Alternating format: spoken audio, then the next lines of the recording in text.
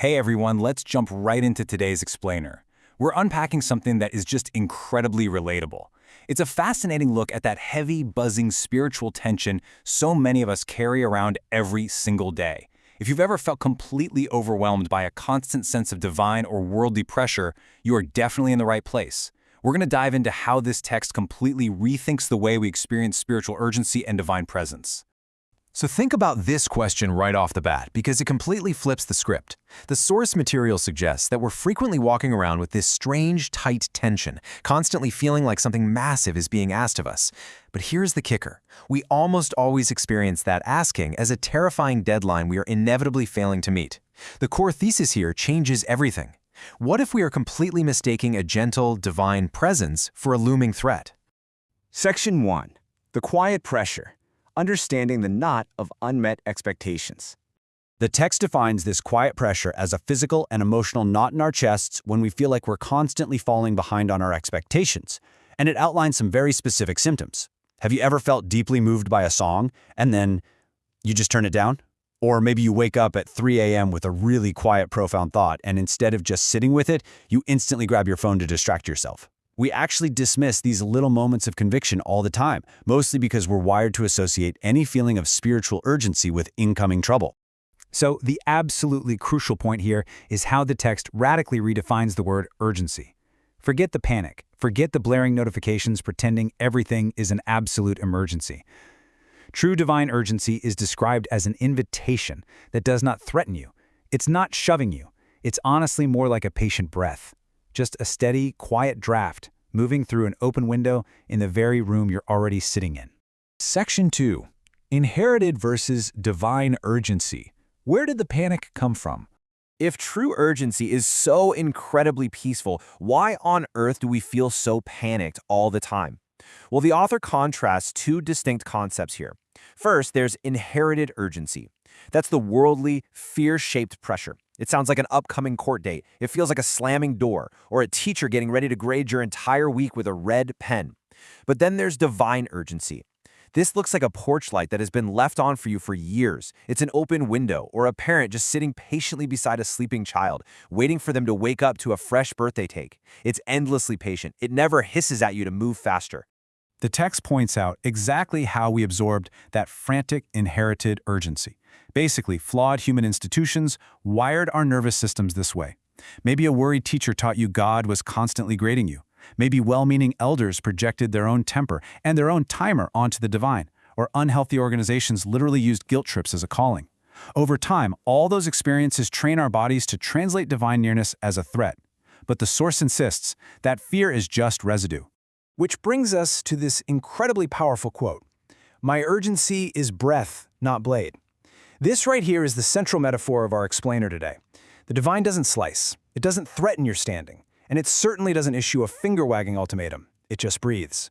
This takes a lofty theological concept and brings it right down into our physical bodies. It states that the proof of a true calling is not panic. Let me repeat that. If it makes you panic, that's just the inherited voice of a worried institution. True conviction actually brings relief. It brings a tangible loosening in the chest once you recognize it. Section 3. The Midnight Conversation. Reinterpreting John 3:8. To really anchor this idea, the source explores a specific historical and biblical narrative. It looks at a moment when a respected teacher, who is desperate for the truth but terrified of losing his public standing, goes looking for answers under the cover of darkness. And the answer he's given is this verse from John 3:8. "The wind blows where it wishes, and you hear its sound, but you do not know where it comes from or where it goes." The breakdown of this verse is so brilliantly liberating. First, wishes means the Spirit follows its own loving will. It doesn't follow an institution's rigid rulebook or calendar. Second, here means that just listening is the absolute only required posture. You don't have to manage it or summon it. And finally, do not know completely removes the burden of certainty. You don't have to write a master's thesis or flawlessly map your theology before you're allowed to receive comfort. The ultimate takeaway from that midnight chat is right here. Not knowing isn't a failure, guys. It's actually the doorway to receiving. The text argues that the true mark of spiritual presence is simply that gentle, unaccountable movement inside your soul, even if you can't quite put it into words. Section 4. The Bodily Test. How to tell the difference in your chest. I love how the source material does something really unique here. It grounds this deeply spiritual theory directly into our nervous systems. The next time you feel that quiet pressure creeping up inside you, the text suggests pausing to ask this one central, resetting question. Is this fear pushing me, or is the wind passing through? And here is exactly how you test it. We all know what fear does, right? It tightens the chest, hardens the jaw, and creates these short, shallow bursts of breath, literally prepping your body for a fight. But the wind, or divine presence, does the exact opposite. It loosens, it softens, and it naturally lengthens your breath. It's not theological, it's entirely bodily. If you feel tightening, the source says to gently send that voice packing. But if you feel loosening, lean right into it. There's a wonderful, simple physical instruction given here. Just drop your shoulders a 1/4 inch. That's it. You don't need a massive life renovation to let the presence in. Just unbracing your body slightly creates enough room for that draft to find its way through. Your mind might still be arguing, but your shoulders simply let it in. Section 5. A practice of receiving, unclenching the nervous system over time. Okay, so how do we actually make this part of our everyday lives and unclench a nervous system that has been braced for impact for years? The source outlines 3 really clear steps. First, hit pause and assess your body. Are you tightening or loosening? Second, resist the urge to immediately act, fix, or perform to prove you're being spiritual. Sometimes the wind just wants to be received. And third, hold the moment.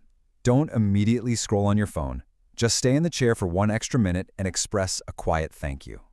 I love how honest and realistic the speaker is about this journey. Try 1 will probably feel like absolutely nothing. Try 10 might still feel like a weird, forced exercise. But stick with it, because around try 30, that pressure actually shifts from feeling like an emergency to feeling like a guest. By try 50, you'll actually look forward to it. And by try 100, the text says it will simply become a constant, natural part of your atmosphere. Unbracing takes real time and repetition. It's also incredibly reassuring how the source explicitly dismisses some really toxic tropes. The true wind does absolutely not demand your respectable, perfectly timed daylight arrival. You can show up with your half-formed midnight questions. It definitely does not demand a financial donation or some manipulated seed money. It doesn't even demand immediate bodily healing, noting that sometimes the soul heals first, deep underground. And it doesn't demand you control when or how it touches the people you love. We arrive at this beautiful, comforting, concluding mantra from the text. The wind is already moving. The window is already open. The speaker encourages us to tuck these lines right into our ordinary days, whisper them at a long red light or when your day just grows unmanageably heavy, to remind yourself that the breath does not need your frantic management. Which leads us to our final thought for this explainer. Now that you've seen the source material's profound difference between the anxious, slicing blade of worldly pressure and the patient, gentle breath of divine urgency, will you simply leave the window open? It's a wonderful challenge to shift from panic into the peaceful practice of receiving. Thanks so much for joining me to unpack this today, and I really hope you can carry a little bit of that loosening with you.